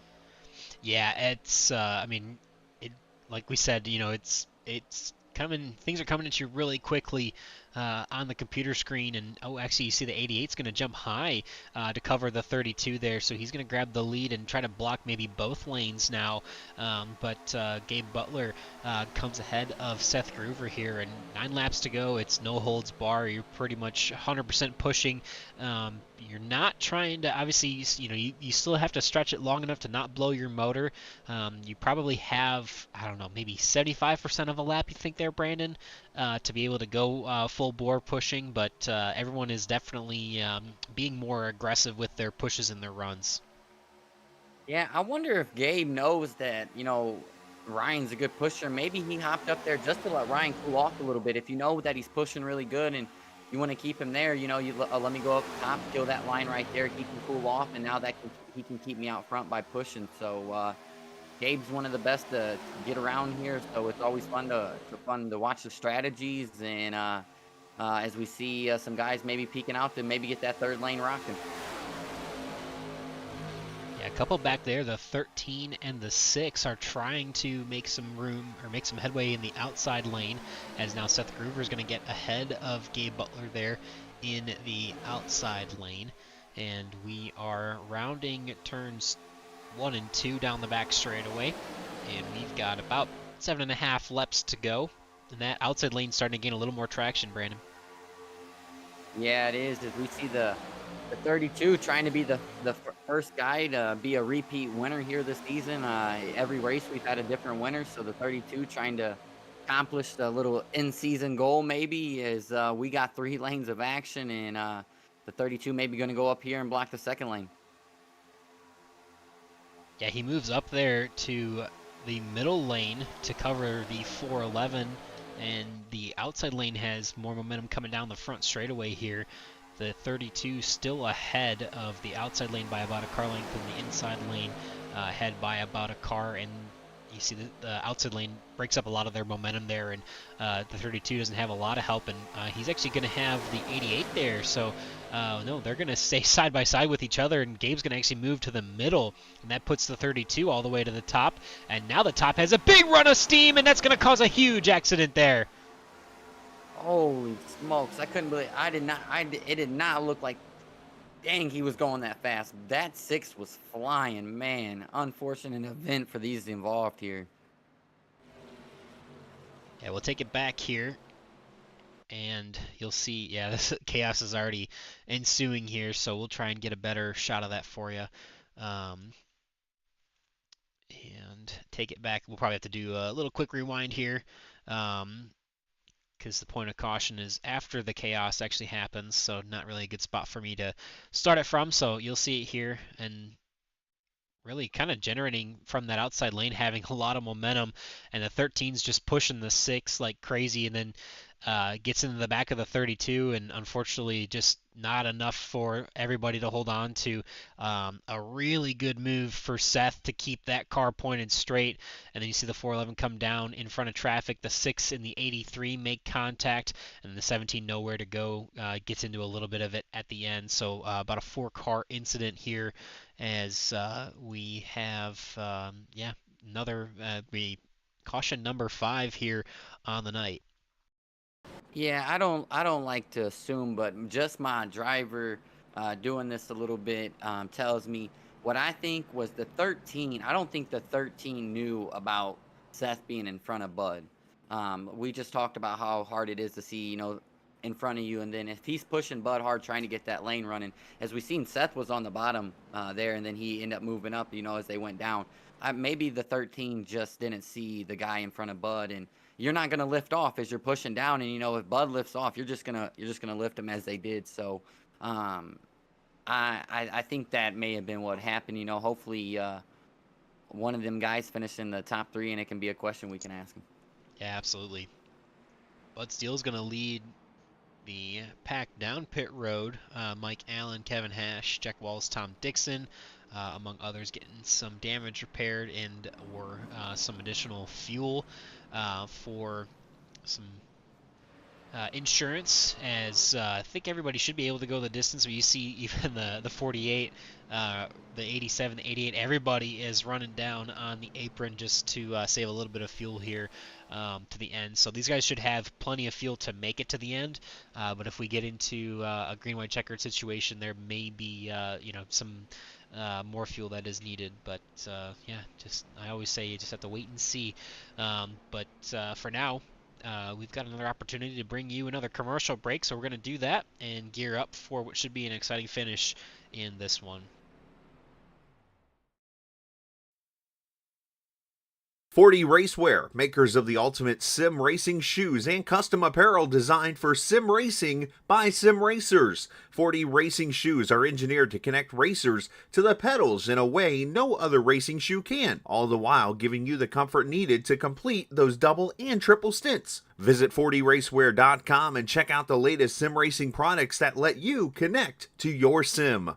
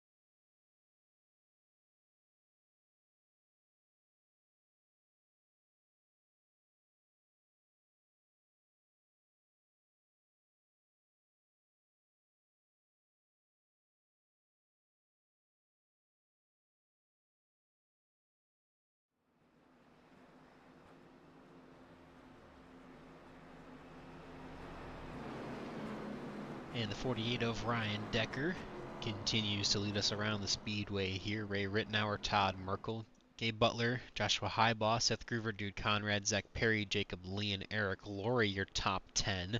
Also on the lead lap, Jack Walls, Frank Ranger Jr., Mike Allen, Kevin Hash, and Bud Steele. Tom Dixon, coming out of pits, should be back up in the lead pack, as well as Robert Amaral. I think Robert may have been the lucky dog recipient there. So, yeah, we are gearing up for the 5th restart of the night. And, yeah, we'll watch the pace truck dive on pit road. But Ryan Decker, in controlling a lot of Thursday night's race as well, he's in a position to try and get another good finish for himself and some of his teammates there. So, we will wait and see. And Brandon, why don't you kick off this restart here? Yeah, alrighty. The 48 and the 87 going to lead us back here. And a little fun fact before we get back green: if history repeats itself, we should have one more caution. But we got the 88 and the 48. It's always a little bit more of that second line there. You see Seth a little bit more pushing on the back. Is the outside got a good little run, and we already got the third lane forming. Boom, as we head off into turn 1. 3 wide further on back with 2 wide at the front. The 48 of Ryan Decker, pushed from Gabe Butler. Seth Groover is the highest climber at the moment, up 18 spots. He's the 3rd car in that inside lane, and the 87 is trying to get back to his pole position with the help of Todd Merkel here. And it'll be 3 laps to go last time by, so 2 to go at the stripe, and we are getting down to the end of this one. Yeah, the 87's been hanging out around there all night, keeping his nose clean. So we see the 32. Ooh, make a big move there to the outside. Good awareness by the 2 of Todd Merkel there, keeping the car straight and line back up. But that outside line's got to get organized, as we only got 2 laps to go here. You got some of the best on that inside line, pushing hard and pushing good. Yeah, they're not really able to get a lot of momentum there in the outside lane. The 87 and the 32 are trying to make something happen. The 101 about a car length off, and then the 13 another car length off, and just not enough momentum at the moment there. Some guys further on back, the 2 and the 83 tried to have a little bit more momentum, and now coming down the back straightaway, a good push from the 32 as the 87 is going to get almost clear to the lead. I don't think he's going to have enough to get down. He's going to have to stay in that high line for at least another lap, and big squirrely moment for the 87 and the 32 as they're pushing like crazy. It'll be white flag this time by. Yeah, the 32's already got himself a win, and he's trying to get the 87 a win off those. We got guys so pushing so good. They on the apron. Oh, we got one around. Yellow flag will not be thrown because the white flag has been thrown, and they are going to wreck behind him. The leaders continue on. Seth Groover leads the inside lane. The 101 of Josh Harbaugh just behind him. The 48 of Ryan Decker going to try and make a move here, see where he can go, but they're going to wreck further on back. The 13 goes around, among others. Joshua Highbaugh has the 48 of Ryan Decker behind him, the 32, and the 88 of Gabe Butler, and it's going to come down to these 4. Who's going to push who? Who's going to have the momentum there? Gabe Butler trying to get back up to the 32. Is the 48 going to have enough room to get clear and above to the lead? We're not sure. Coming off of 4, big momentum in the outside lane. Is it enough? Are they going to have enough time to get there? Coming to the white flag, from the white flag to the checkered flag, the 32 of Seth Groover with the momentum on the high side. Going to take the checkered flag. What a respect move by the 101. He could have ended everybody's night and maybe not even a finished second. He came up there, he seen the run was too good, brought it back down, said, I'll take the second place finish. But what a shout out. Ryan Decker was pushing great that very last lap to even give the 101 a chance. But shout out to the 32 back to back at iRacing Speedway. He's getting this thing figured out. Absolutely, yeah, definitely a very solid week for the 32 as he's going to collect another victory here on Green White Checkered TV and in Area 51. And he's going to come around to get that checkered flag and probably do a couple burnouts, some donuts here, and celebrate a little bit. Yeah, what also a good run by the 88. Like we talked earlier, he needed a good points night run tonight, and bringing it home third will definitely help you move up in the standings great run by him, and shout out to the 101 getting a good top three here, runner up finish. Good run for him, and take a peek here when the standings or the results pull up and give you a full rundown. But what a heck of a race, Boom. Yeah, absolutely. And tease the results. There they are now. So we saw Seth Groover, Joshua Highball, Gabe Butler, and Ryan Decker in that great battle at the end. Bud Steele about a second behind after some of the chaos on the final lap there. And Todd Merkel coming home in the 6th position. Solid night for both of them. Eric Laurie is going to come home in the 7th position. Frank Ranger Jr. there in 8th. Ray Rittenauer involved in some of the chaos in the last lap, as most of everybody from him all the way back to 16th there had some contact, varying levels of contact on the final lap. But yeah, Ray started strong, got back up to the front, and then unfortunately got collected, and as well as Robert Amaral there, but still a top 10 for both of those guys. Kevin Hash, first car outside of your top 10. Dude Conrad there in the 12th position. Jack Walls, who had some time at the front of this pack, and as well as Jacob Lee, they're going to find themselves 13th, 14th, and Mike Allen as well had a pretty solid night. Jack Perry, I mean, all these guys at some point or one another were up at the front leading a few laps. Jason Bogart there, so teammates back-to-back 16th and 17th for 1776 Motorsports. Tom Dixon there in the 411 is going to come home 18th. And the last little bit of the finishing results, Nick Wing there, 6 laps down, involved in what ended up being that final caution there. And then obviously Patrick Groover involved in quite a few cautions, unfortunately, ending his night 32 laps early. Anthony Lane as well, 39 laps down. Jim Brooks and Dale Rapp were involved in, I think it was the second or the third caution at that point, but 49 laps down. And then obviously Dean Wilkinson, I think he was involved in the first and the third caution, and for him, just unfortunate night. Definitely not the night that some of those guys wanted to have, but wrong place, wrong time, and just the way nature of super speedway racing is sometimes. But we're going to get to some interviews here, and it looks like we already got the 88 of Gabe Butler pulled up. Gabe, take us through what ended up being a bit of, seemed like an eventful night for everybody. Yeah, it was kind of crazy. Some wrecks, obviously, here at iRacing Superspeedway, and that last lap wreck there, I'm not sure what happened, but wasn't good. I was going to try and stick with Ryan as best I could there, but there was so many cars on the top side after that wreck, there was nothing we could do. And then there was 4 of us left, and I decided to go with Seth there, and we got a good run the outside. Unfortunately, he walled us.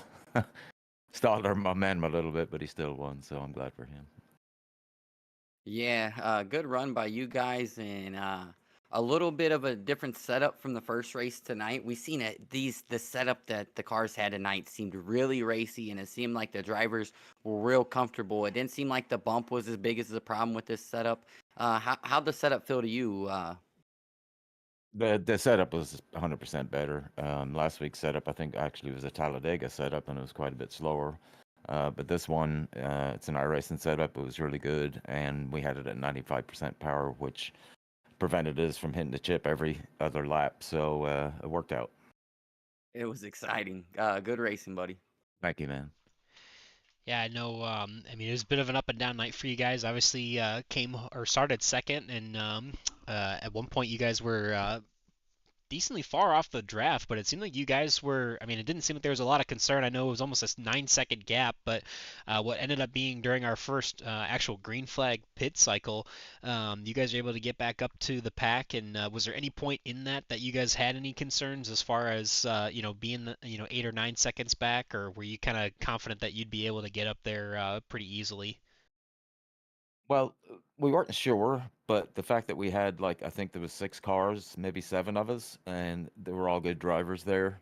So once we got a couple of laps under our belt, nose to tail, I knew we could get back up there.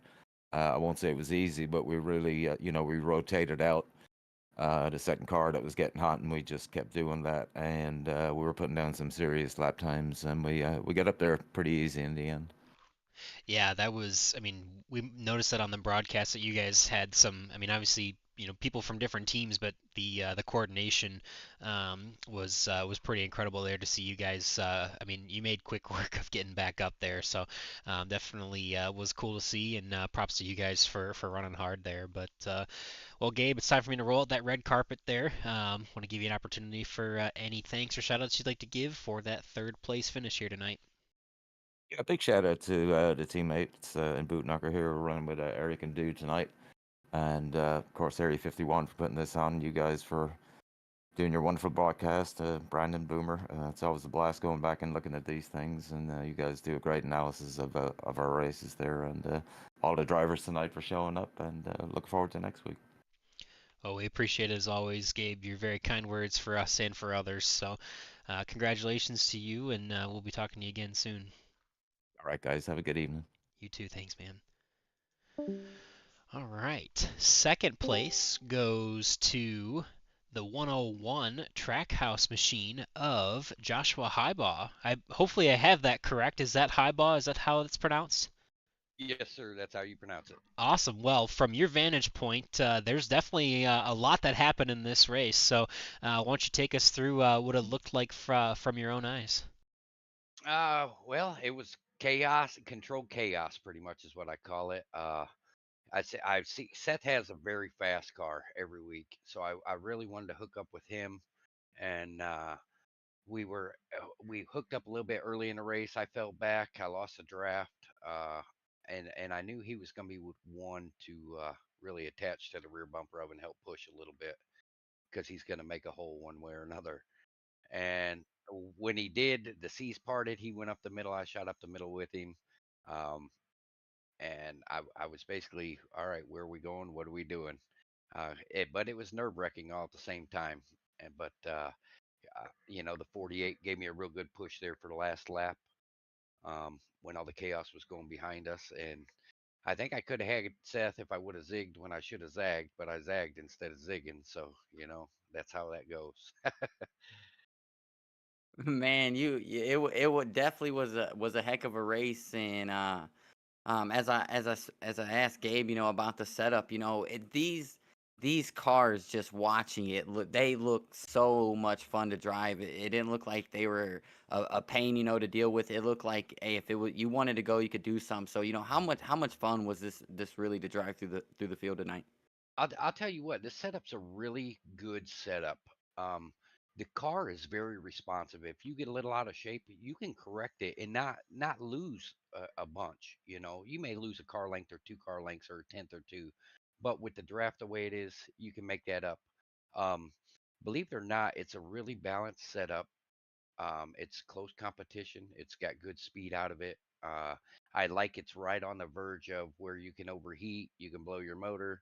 It makes guys you gotta kind of utilize all your tools in one aspect with these cars, especially here at the iRacing Super Speedway. Yeah, no, it's I mean, obviously for me, it was, I mean, it's always nostalgia to see this kind of, style of car, the Gen 4s as they were on, obviously on iRacing. Obviously, I think there's a refresh coming for them soon, which I'm excited for, but it seems like it's a fun era of stock cars to race, and seems like you guys seem to be enjoying it quite a bit that we've switched over to this season. Yeah, I've this is my first time. This is my first year with this uh, with you guys. So I'm learning who's on teams, who's got what kind of driving tendencies. So it's a bunch of curveballs all at once. But overall, it's a really good league. I would love to run these cars like mile and a halves, um, eh, and really see who's got what kind of technique and driving capability as far as saving tires, fuel management. Um, but I also do love the super speedways. All my guys down at Silver Fox Racing, them guys have helped me out a lot, and they brought me a long way. I'm not a super speedway guy, um, but they've kind of incorporated super speedways into me. So It's a learning curve. This is my second time only ever here at this track, and every time I get with these group of guys on these super speedways, I try and learn something. And if you get into a car and you don't learn anything, you didn't do something right.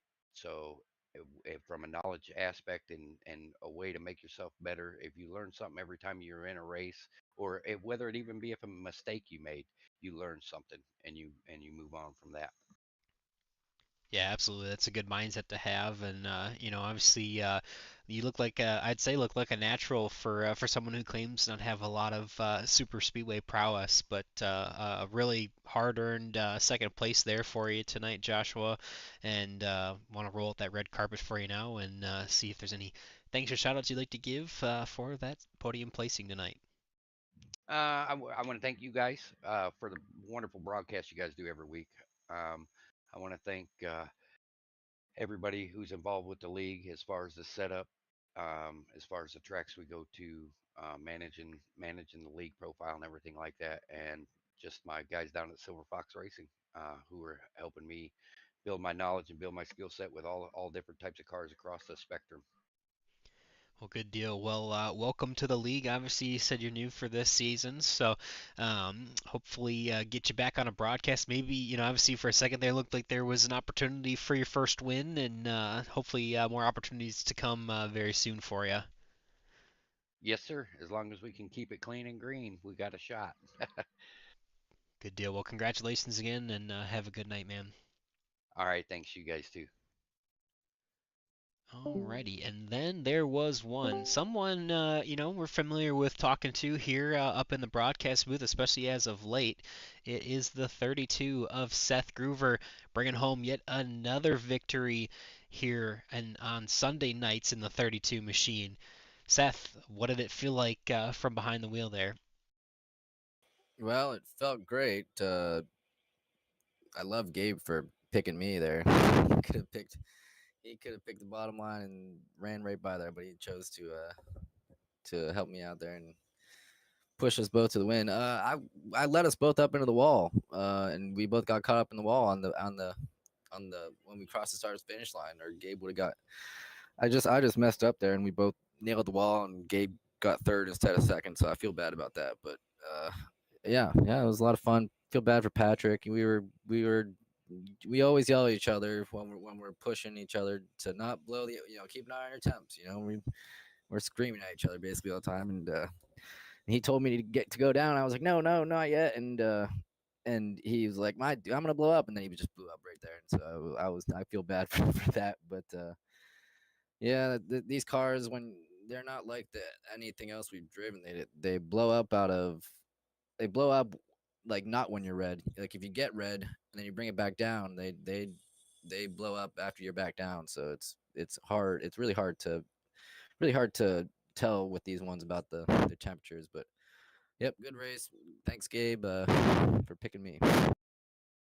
Yeah, it's starting to seem like it's a strategy. Do you guys just fall 6, 7 laps off the pace just to see if you can do it? I mean, it seems like that's just ends up how it's been going for you guys, and it's been working. It's like We well, it's good to see how you guys run back up.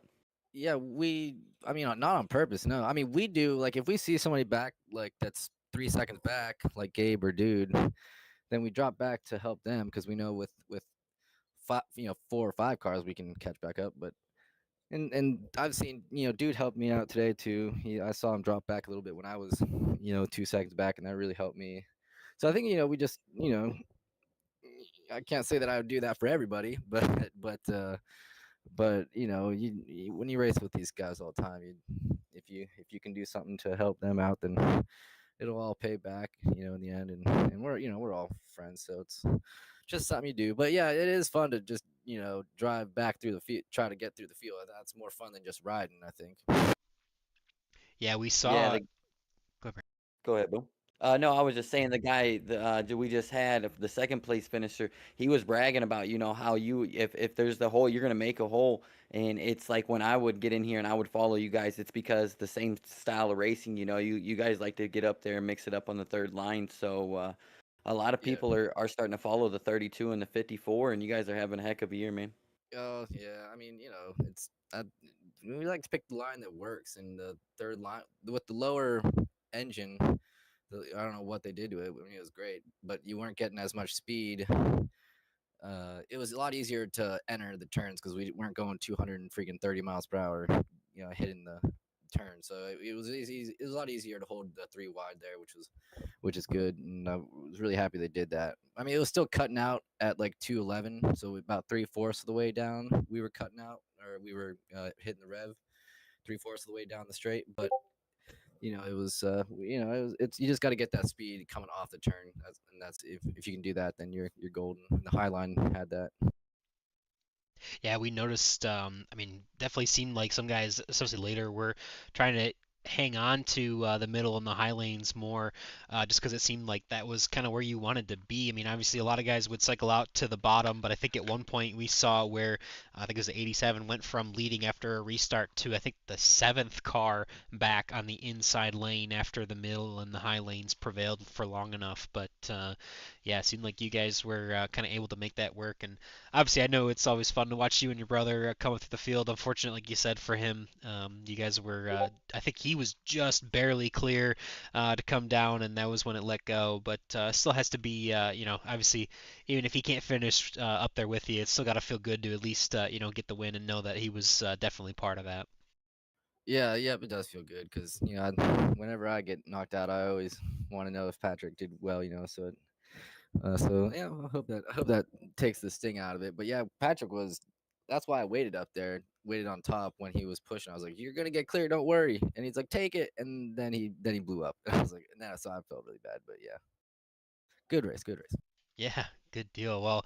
Well, a victory for you here on Sunday nights, and pretty solid week for you. But always feels good to add more to the win column. So want to roll that red carpet and see if there's anything you'd like to. I gotta feel you got a few things, but anything you'd like to thank or shout out for the victory here tonight. Yep, yeah, you guys are great. I always love watching it, going back and watching it, especially the ones where you do good and definitely want to thank Gabe for that because he's the one who pushed me to the win there, and so I really appreciate that. I'll pay it back, Gabe. Don't worry. But yeah, and then my parents are probably watching, so I always love them for watching it, and hope we didn't bore them there. So that's cool. But and then yeah, thanks to Jim Brooks and Gael and everybody who runs this because it's a great league. It really is. So look forward to Sundays. Unfortunately, can't do Thursdays anymore, but we'll stick around for Sundays. That's for sure. Good deal, Seth. Well, congratulations to you, and hopefully add more trophies as the season goes on to the trophy case for the win columns here on Sunday nights. But want to say congratulations to you and wish you a good night. All right. Thank you, Boomer. Thank you, Brandon. Have a good one. You too, man. You Thanks. too, buddy. Alrighty. So that will conclude that portion. And I think pretty much all we've got left to do is maybe do some of our own shout outs. Obviously, I think we've got a couple weeks off for the IndyCar series, so they won't be back until April 1st. But we will be back next week for the Thursday Superspeedway series in the trucks, and that will be back at Daytona. And funny enough, I will also be in Daytona on Thursday, so I will not be running the broadcast. Our good friend Gael Brooks, him and I trading off. So I'll run Sunday for him tonight, and he's going to run Thursday for me this week. So, but they will be at the high banks of Daytona International Speedway, and should be a solid race as there's only 3 races left in the playoffs. 3 races left here in the playoffs, or before the playoffs, I should say, excuse me, here on Sundays as well. So next Sunday we'll be back at Daytona as well. So obviously we kind of just rinse and repeat or follow the Thursday schedule. So they're going to Daytona, and then next week Sunday we'll be going to Daytona, and IndyCar Tuesday stuff, as you mentioned, we'll be off for a couple more weeks, but lots of action on Tuesdays, Thursdays, and Sundays here on Green White Checkered TV. Well, before we sign off, Brandon, anything else that you'd like to add after what was a fairly uneventful event that we had here tonight?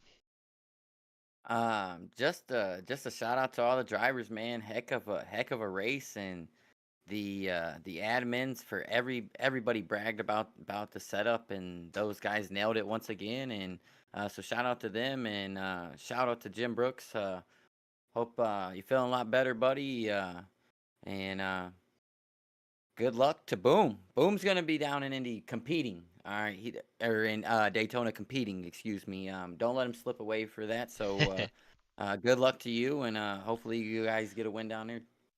Yeah, I don't know if we'll be competing for the win, but we'll be running in the Champ Car Endurance Series at Daytona, so there will be a lot of fun. There's 125 cars in the field, so it'll be a very eventful race. But we've got 14 hours of racing down there, so looking forward to it. This is the second year in a row that we've done Daytona, and it's one of the coolest experiences that I could think of. So it's fun for me to get back behind the wheel and do some racing in real life. So looking forward to being down there with the team, and appreciate having the time off, and appreciate everybody here for all that we get to do here at Green White Checker TV and at Area 51 and all the fun that we get to have. So a lot of great support from the fans, the drivers. I know a lot of drivers come back and watch these. Some of these guys are crazy enough to listen to the broadcast during the race.